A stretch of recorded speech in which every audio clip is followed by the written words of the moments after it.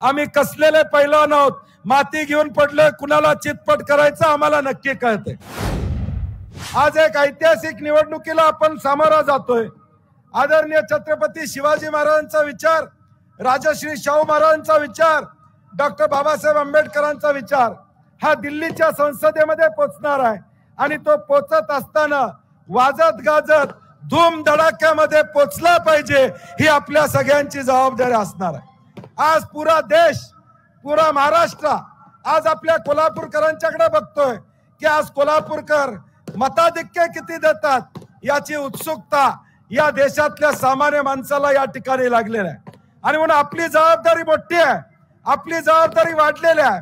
आणि हे जबाबदारी पेलण्याचं सामर्थ्य या कोल्हापुरातल्या मातीतल्या माणसामध्ये आहे, याचा विश्वास आम्हाला निश्चितपणे या ठिकाणी आहे.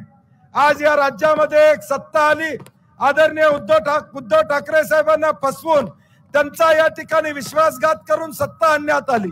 ज्या कर्तृत्व नेतृत्वानं या देशामध्ये मनमोहन सिंगजींच्या माध्यमातून या देशातल्या शेतकऱ्यांना 72,000 कोटीची कर्जमाफी केली, त्या आदरणीय पवार साहेबांना देखील या ठिकाणी धोका देण्याचं काम भाजपच्या मंडळींनी या ठिकाणी केलं. काँग्रेसला त्याच पद्धतीने वागवण्याचं काम भाजपच्या मंडळींनी त्या ठिकाणी केलं. आणि म्हणून हे गद्दारांचं सरकार या राज्यामध्ये आलेलं आहे. आता आपली जबाबदारी आहे, हे सरकार आल्यापासून कुठल्याही निवडणुका झाल्या नाहीत, लोकांना आपलं मत द्यायची संधी मिळाली नाही. आता प्रामुख्यानं आपल्याला संधी मिळते आपलं मत देण्याची, या सरकार विरोधातला रोष दाखवण्याची संधी प्रामुख्यानं आपल्याला त्या ठिकाणी मिळते.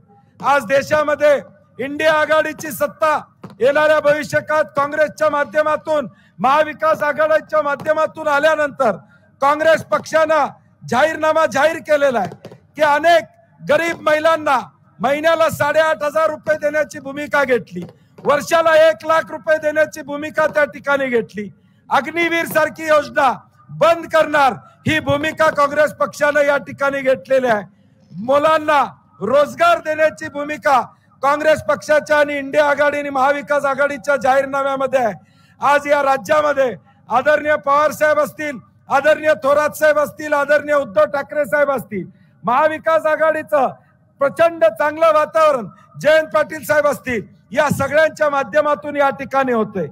आणि म्हणून या कोल्हापूरला एक वेगळा इतिहास आहे. या भूमीनं नेहमी ठरवलेला आहे, देशात काय चाललंय त्याचा विचार कधी कोल्हापूरकरांनी केला नाही.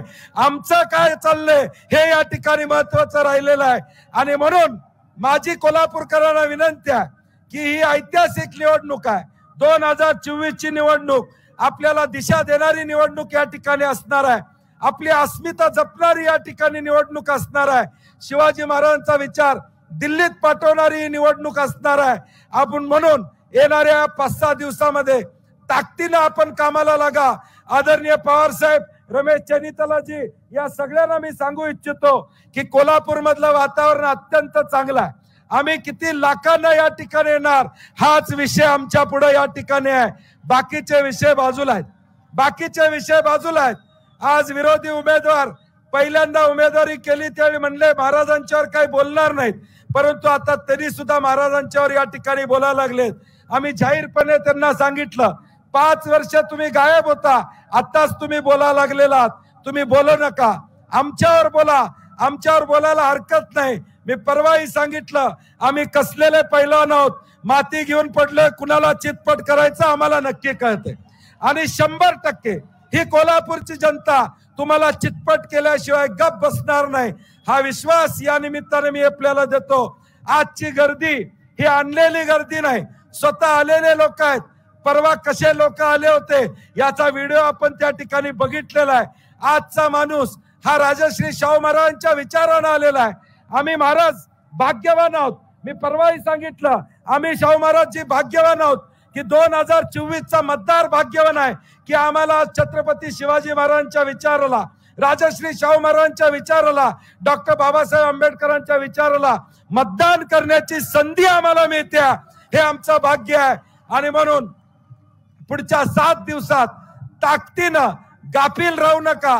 प्रचार आपला सगळीकडे पोहोचलेला आहे, पॅम्पलेट आपलं सगळीकडे घर टू घर या ठिकाणी पोहोचलेलं आहे.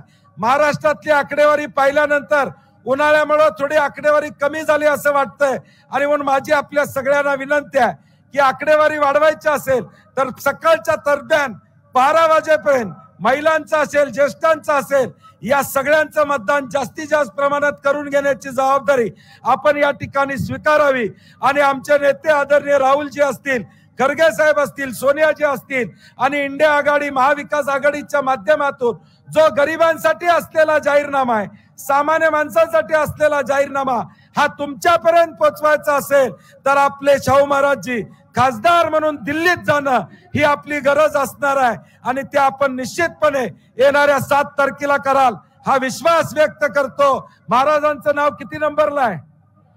जोरात सांगा। चिन्ह काय?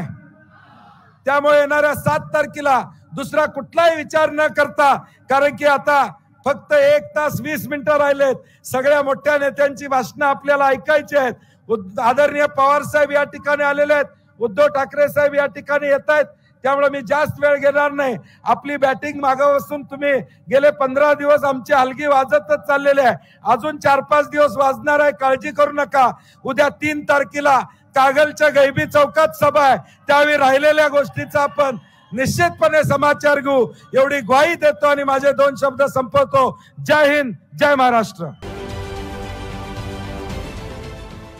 देश विदेशातील प्रत्येक घडामोडींचे लाईव्ह अपडेट मिळवण्यासाठी आता साम टीव्हीच्या सर्व सोशल मीडिया प्लॅटफॉर्मला लाईक, फॉलो आणि सबस्क्राईब करा। तसंच सर्व नोटिफिकेशनसाठी बेल आयकॉन प्रेस करायला विसरू नका।